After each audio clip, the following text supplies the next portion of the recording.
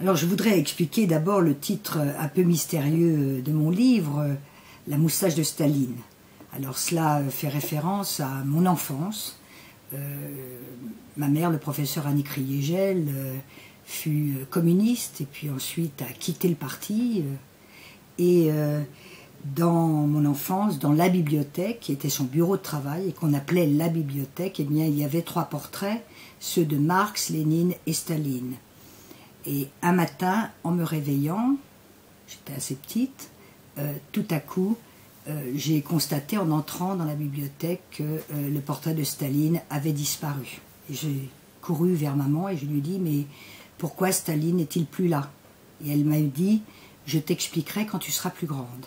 Alors quand j'ai été plus grande, j'avais compris, mais il y avait une question que je me posais, pourquoi Lénine est-il resté si longtemps?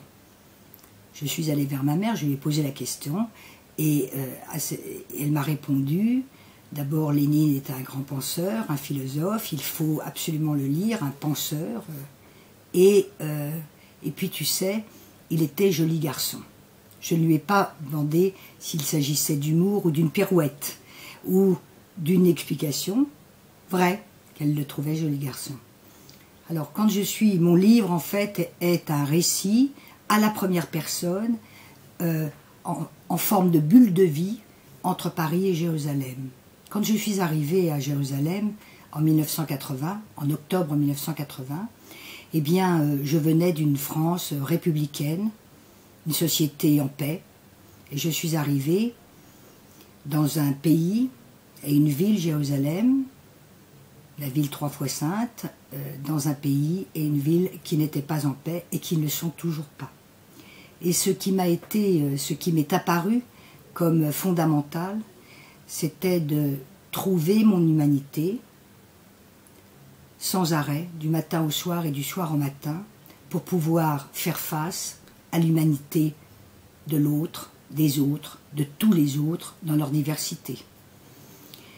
À la fin de mon livre, je parle d'un professeur palestinien qui s'est spécialisé dans la solution des conflits, dans la résolution des conflits.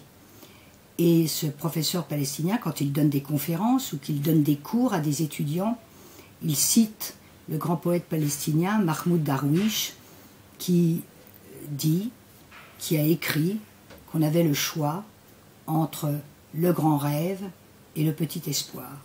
Eh bien, j'ai choisi le petit espoir de voir Israéliens et Palestiniens se retrouver dans leur humanité.